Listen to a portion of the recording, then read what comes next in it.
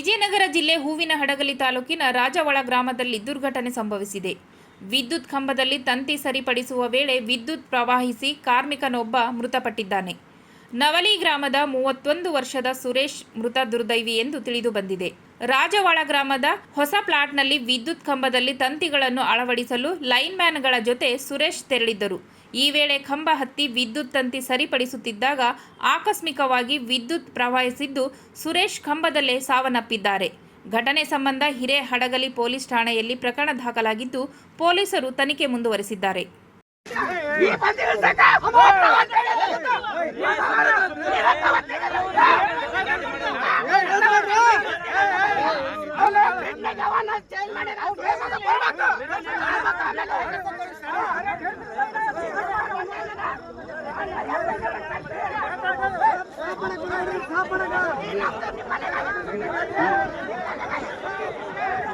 Shiva